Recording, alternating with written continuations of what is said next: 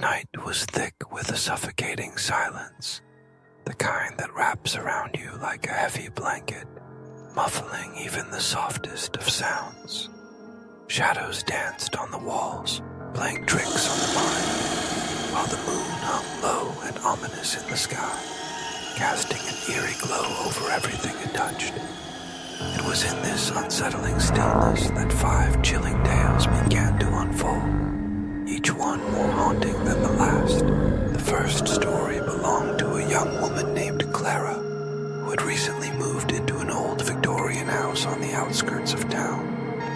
The locals whispered about the house, claiming it was haunted by the spirit of a woman who had vanished without a trace decades ago. Clara, skeptical but intrigued, brushed off the rumors as mere folklore. One night, after settling into her new home, she heard a soft humming echoing through the halls. It was a lullaby, sweet yet sorrowful, drifting through the air like a ghostly caress.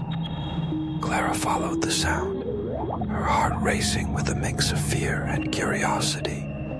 As she ascended the staircase, the humming grew louder, drawing her towards a closed door at the end of the corridor. With trembling hands, she pushed the door open, revealing a dimly lit nursery filled with dust-covered toys. In the center of the room stood a rocking chair, swaying gently, as if someone had just been sitting there. The humming stopped abruptly, replaced by a chilling silence that enveloped Clara like a shroud.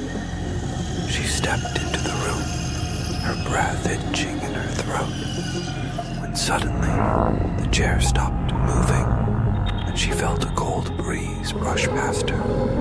A whisper echoed in her ear, "Help me." Clara stumbled back, her heart pounding, and as she turned to flee, a child's laughter rang out, echoing through the house, sending her racing down the stairs and out into the night, never to return. The second story was that of a group of friends who had decided to go camping in the woods, far away from the distractions of the city. They set up their tents under the sprawling branches of ancient trees, sharing stories and laughter around the crackling campfire.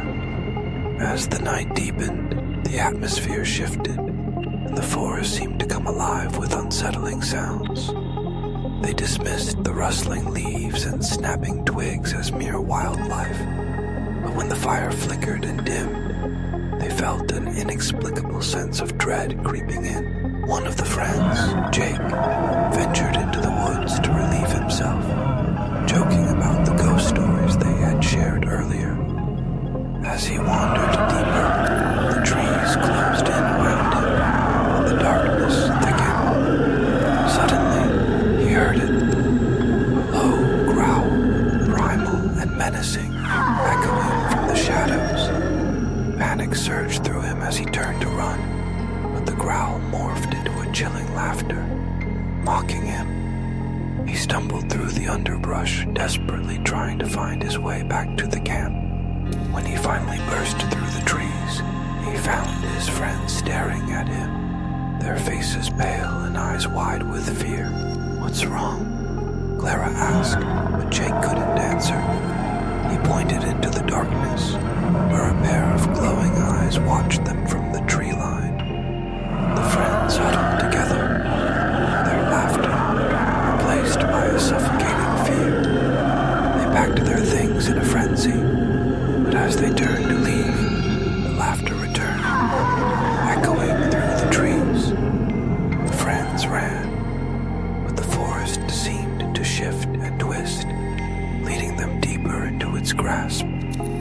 They never found their way out, and the forest claimed them, leaving only the echoes of their terrified screams to linger in the night. The third tale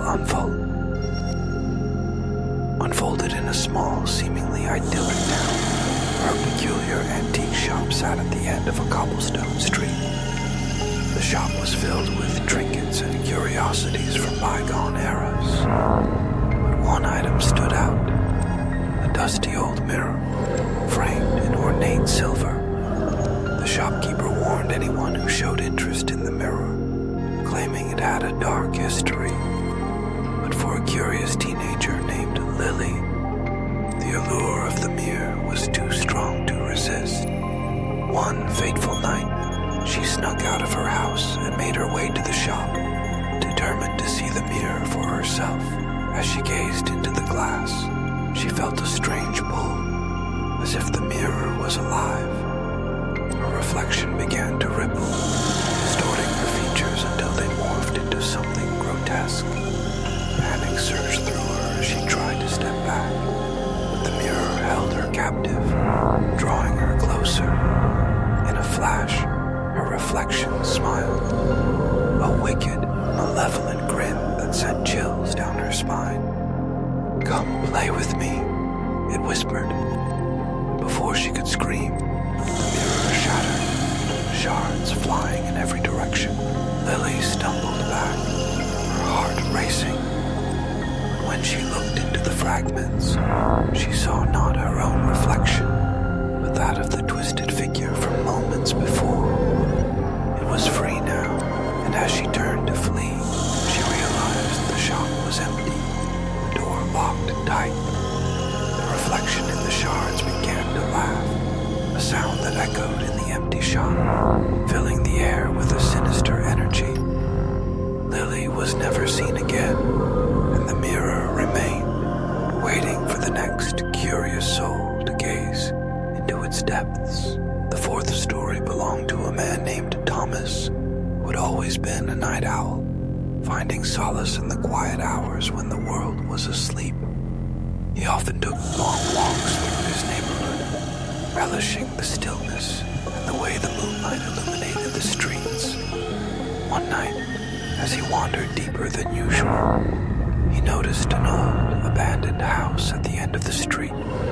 Drawn by an inexplicable urge, he approached the house, its windows dark and foreboding. As he stepped onto the creaking porch, he felt a chill run down his spine, but his curiosity pushed him forward. The door creaked open, revealing a dark hallway lined with peeling wallpaper and dust-covered furniture. Thomas ventured inside, the air thick with the scent of decay. As he explored, he began to hear whispers, soft at first, then growing louder, echoing through the halls like a chorus of lost souls. He followed the sounds, his heart racing, until he reached a room filled with old photographs. The faces in the pictures seemed to watch him, their eyes filled with sorrow. Suddenly, the whispers turned into cries, and Thomas felt a cold hand grip his shoulder. He spun around, but there was no one there. Panic surged through him as he stumbled back, realizing he was not alone. The room began to swirl, the walls closing in as the cries grew deafening. In a desperate bid to escape, he ran towards the door, but it slammed shut before he could reach it. The whispers transformed into screams, and Thomas felt the weight of countless souls pressing down on him, dragging him into the darkness. The house remained, a silent sentinel on the street, waiting for the next wanderer to fall into its grasp. The final tale belonged to a young couple, Sarah and Mark, who had decided to spend a weekend in a secluded cabin in the woods, hoping to escape the chaos of their lives. The first night passed peacefully, filled with laughter and love. But as the second night descended, an unsettling feeling settled in the pit of Sarah's stomach. She brushed it off, attributing it to the isolation. But as darkness blanketed the cabin, the air grew heavy with an unseen presence. They settled in for the night, but sleep eluded Sarah. She lay in bed, staring at the ceiling, when she heard a soft knock at the door. Mark, already asleep, didn't stir, but Sarah's heart raced. She got out of bed, tiptoeing towards the door, her mind racing with possibilities. The knock came again, more insistent this time. Taking a deep breath, she opened the door, but there was no one there. stopped outside, cool night air wrapping around her. The woods stood silent, but then she heard it again, a soft whisper calling her name. Sarah. The voice was familiar yet twisted, sending shivers down her spine. She turned back to the cabin, but the door slammed shut behind her, trapping her outside.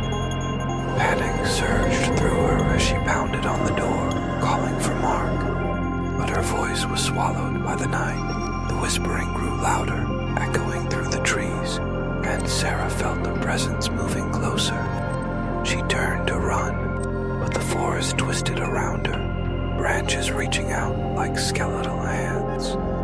In the distance, she saw a figure, Mark, standing motionless, his face blank, the eyes hollow. "Help me," he whispered, but as she approached, he faded into the darkness.